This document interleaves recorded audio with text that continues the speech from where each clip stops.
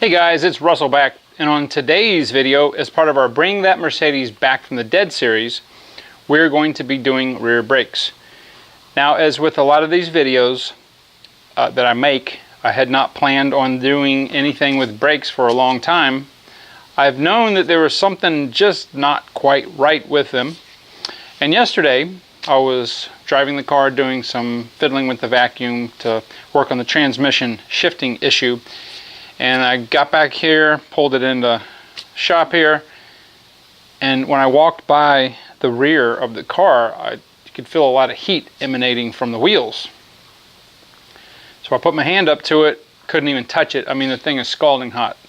So I got my temperature gauge out and checked all the wheels, and sure enough, the rear ones, especially the ones on the driver's side, were so hot it was nearly smoking. And let me show you what I found.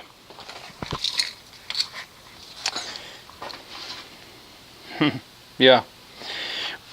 When I originally checked the brakes, the fronts, it looks like the pads are brand new. I haven't done the pads, but this was down to the metal. This was on that side, and the other pad was almost down. Definitely got the money's worth out of it. Now I know when I pulled the wheel off to do the spare tire, when that tire was flat, that these weren't that low, because I looked. You can glance in the back of the caliper and see. Well, the reason is the caliper's been sticking, and I've only driven this car maybe 50 miles since I did the wheel. And so, long story short, caliper has to be replaced. It's partially seized. So I come over here to this wheel, and this was all last night about midnight. Come over here to the other wheel. It wasn't really hot because it had cooled down like that one was, but both pistons in this caliper frozen solid. So what I'm going to do today, I've got the camera on the little tiny tripod because I'm going to try to get you guys some good shots without holding the camera. There's nothing worse than you trying to watch something and the camera shaking, because I can't stand that. So we're going to do, and this has got Bendix calipers all around. So I went back with Bendix. You either have Bendix or ATE. ATE is more common.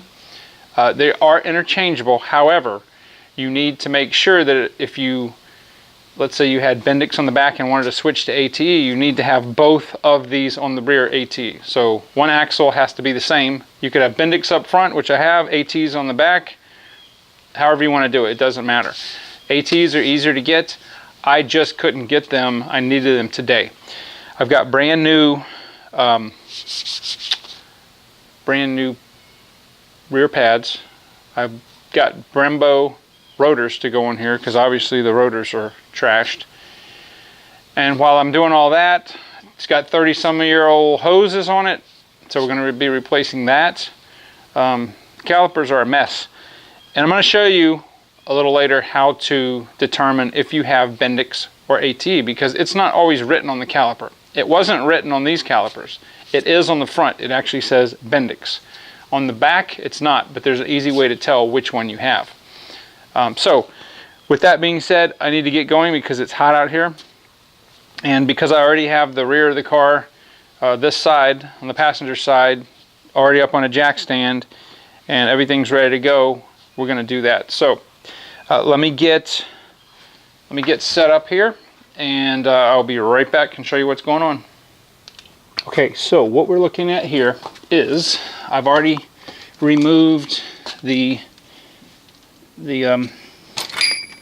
two 19mm bolts that hold the caliper to the frame here, and this is the Bendix caliper right here. Now, you never let a caliper hang by the hose, but we're going to be replacing the hose, so it doesn't matter. And this tripod is a little hunky, so alright, so what we're going to be doing is I am going to go ahead and loosen the junction for the brake line where the hard line is, I've already sprayed it with carburetor cleaner or brake parts cleaner last night to ensure that it was clean. Take your, what size is 14, and hold this. Okay, once it's loose, it should just unscrew very easily. And I'm going to take the caliper and I'm going to take one of these bolts and just temporarily put it on the knuckle here. Alright, so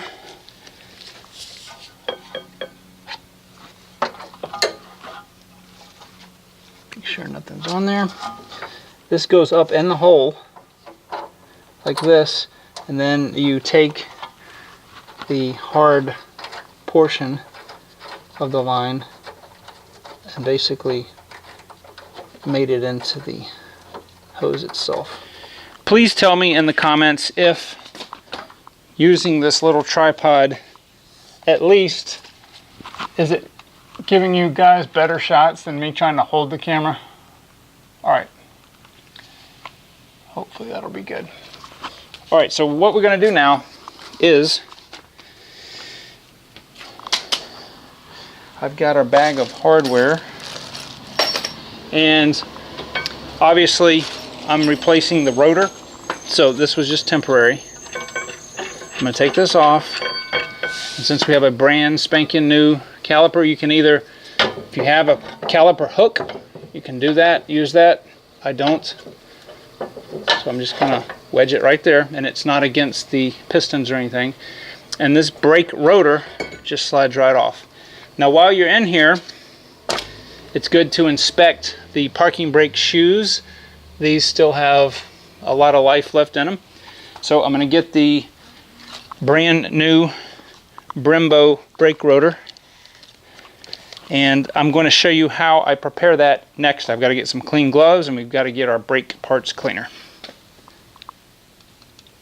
Alright, so these rotors are packed very nicely. They've got a let me move this camera a little bit for y'all. They've got a really nice covering that keeps moisture out. And then on top of the rotor, on the face of it, it's covered with a protective oil that keeps it from rusting. Now, if you fail to do what I'm getting ready to do, you will have a lot of problems. Okay? I don't know if you can see, it's kind of greasy. Alright, so all I'm going to do is I'm going to take my brake parts cleaner, I'm going to put it on the face and wipe it off, and I'm going to show you, this is a clean paper towel, show you the oil and stuff that's on there. Alright, I'm going to put the rotor back on the hub. Again, clean gloves. I'm not going to touch the face. There's one little indexing hole here that goes onto the dowel pin of the hub and helps to locate it. Alright, make sure all the lug holes line up, which they do. The German torque method is good and tight. Alright, so what I ended up having to do, I realized that the bend on this replacement spring was different than on the one that was on there, so I just used the one that was on there instead of having to spend another 20 minutes rebending something. So anyway, these are back on. Alright, so that went really quick. I probably did that in 10 minutes from start to finish. So the next thing we're going to do is we're going to bleed the brakes.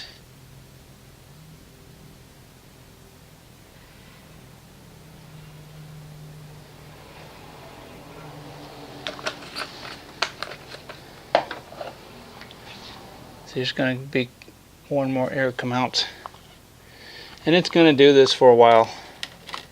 So without making this video too unbearably long, I will do this side, I'll do the other side until I get every bit of air out and the pedal's nice and firm, and I'll bring you back.